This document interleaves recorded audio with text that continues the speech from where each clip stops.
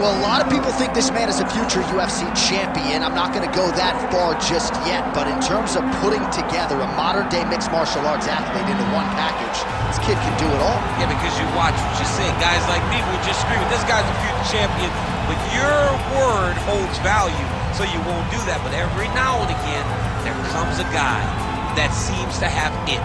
This guy has it. This guy, when you look at him, you see a championship belt around his waist because he can do it all. He's got high-level wrestling, high-level grappling, high-level striking. He reminds me of Kamaru Usman. Yeah. There was no I wonder with Usman. It was when will it happen? This guy possesses that type of skill. And he has sort of a championship aura, right? He walks into a fighter meeting, methodically managing his energy. Seems to be the total package. Obviously a perfect test for him right here, right now, at this stage of his career.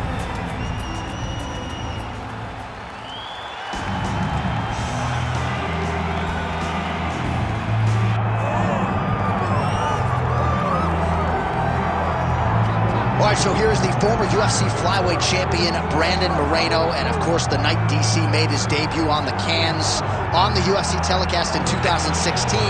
This man made his UFC debut, and I think in the eyes of a lot of people he has overachieved, but certainly not in his own estimation. He knew he could be this guy. I mean, he feels like that. It felt like Brandon Moreno was not going to get here. He wasn't going to be widely regarded as one of the best flyweights that we've seen. I mean, you got to call it what it is, right? There's Demetrius Johnson and everybody else. But then when you start thinking about that second tier, you think Davison Figueiredo, you think Brandon Moreno. You didn't know that this young kid from Mexico had that ability. His skill set has improved to the point that you can't talk about the division without him.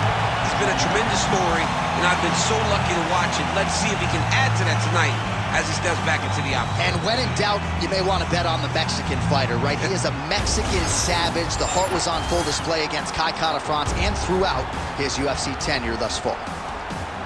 Our tail of the tape for this, our main event of the evening. Here once more is Bruce Buffer. Ladies and gentlemen, this is the main event of the evening.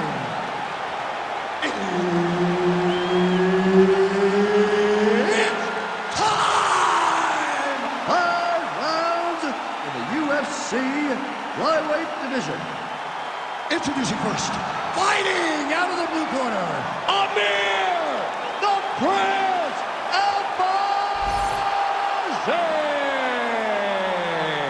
And now introducing his opponent, fighting out of the red corner, presenting the former UFC flyweight champion of the world, Brandon the Assassin Baby Moreno! The veteran Herbert Dean, our referee for this one. Ready. All right, so here's Brandon Moreno as he gets ready to get going here early in this round. The jab has been a big key for him as he has evolved into one of the best flyweights in the world. You know he can grapple, really instinctive when it comes to his offensive submission game, and believes there might be an opening for a choke here tonight. We shall see. Lands a nice straight.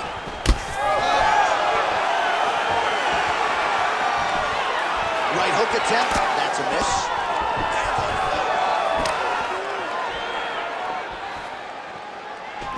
Low kick lands flush.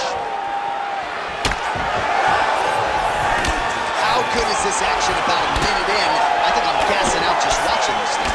I'm exhausted trying to call all the strikes that these two men are throwing at each other. What a fun fight. Yeah, I hate to be the punch counter.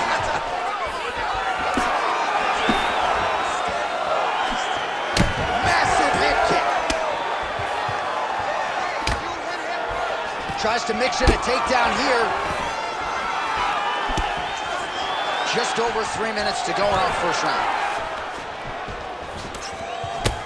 And now some distance as they pull apart. Oh, roundhouse kick lands.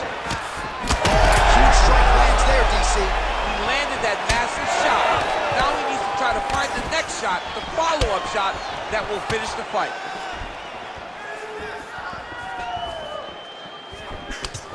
Ooh, big shot lands. He loaded up there with that high kick. Oh! 2 minutes to go in what has been a furious round one. Nice punch lands over the top. Guillotine jump. Oh, that guillotine is officially tight. Oh, somehow, some way he got out. These guys are back and forth. The submission defense wins this transition. Great defense by the defensive fighter. All right, side control now, DC. You know he's in his element on the ground. A lot of tricks up his sleeve. A lot of tricks. Making all these shots count. That was a slick transition.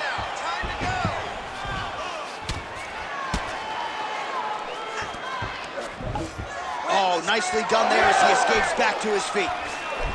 Look at those weapons. Look at how he uses his knees to the body. 30 seconds to go in this one. That's how you control the fight. Keep fighting behind the jab. Oh, great block there.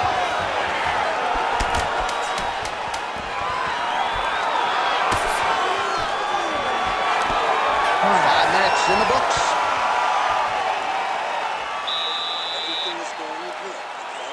He cannot handle the dominance on the ground. You're controlling everything on the ground. Just be careful when you're in his guard. All right, now we check out some of the action from that previous round, DC. How about the display of striking? Just high level. I mean, you would think that we're watching a K1 level kickboxing match opposed to being in the UFC. Both displayed great technical skills, unbelievable striking. All right, so a wild round and a wild sequence there on the ground, DC. Talk us through the highlight. Yeah, man, you see two high-level grapplers going after it. One guy gets an advantage, the other guy always has a response. We thought it was over. A lesser opponent would have been submitted, but these two are two of the best grapplers in the entire UFC. Oh, big strike lands. Big strike lands. Now he looks to try to chase down that finish. The 1-2 punch is true. Oh, really good with the kick to the body.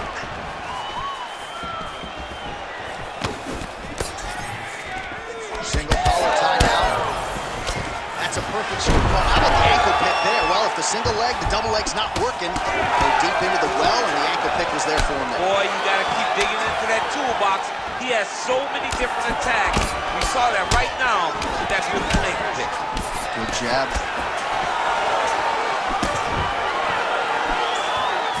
And just misses with that big right hand. Oh, my God! Back to his feet.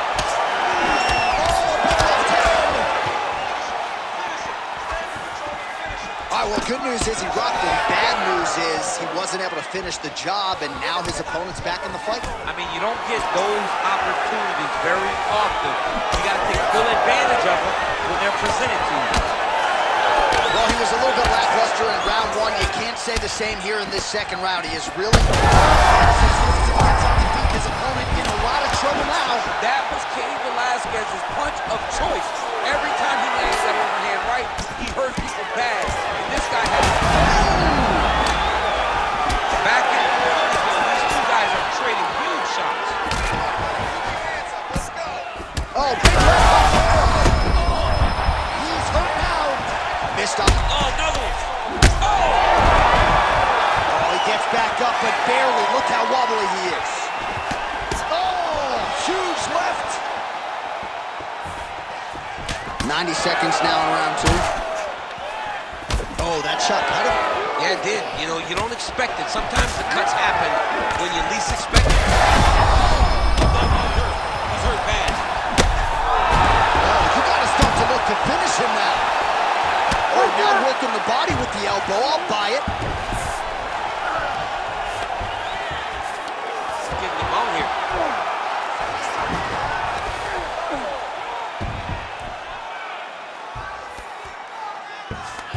Trying for a submission now. Oh, good technique there. He's got the triangle choke locked in. Oh, great submission defense. Final seconds here of round two. 2 rounds in the books. All right, there's the the horn, the round is over, but not before he was cut on his nose from the strikes in that round. Back to the stool, cut man is in. Should be able to shut that cut and prevent it from becoming an issue moving forward. But of course, as soon as he gets struck in that next round, it could open back up. Well, he had a lot more than a puncher's chance coming in. Big knockdown for him in the previous round. DC, talk us through the highlight. He got in his opponent's face, landed that big punch that put his opponent flat on his back. He couldn't get the finish. Ready. Ready. Third round underway. Well, an appreciative capacity crowd on its feet as this next round gets underway. That previous round, you get the bonus checks ready. That was insane. It's done. These guys are taking home the $15,000. They laid it all on the line. They got the quarter in the middle of the octagon, and they said, let's go. What a round. Right hook to the head blocked.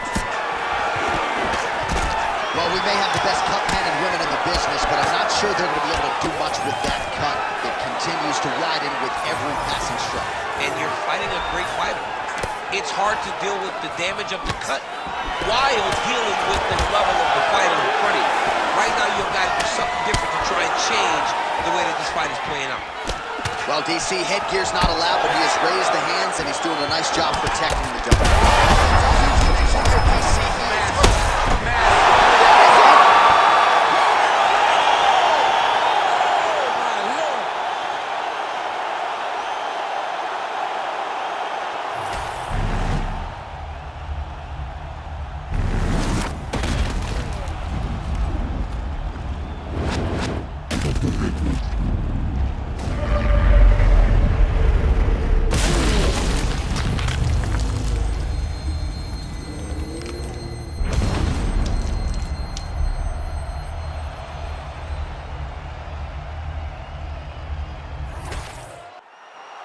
All right, let's go inside the octagon where Bruce Buffer has the official decision. Ladies and gentlemen, referee Herb Dean has called a stop to this contest at 1 minute, 32 seconds of the third round, declaring the winner by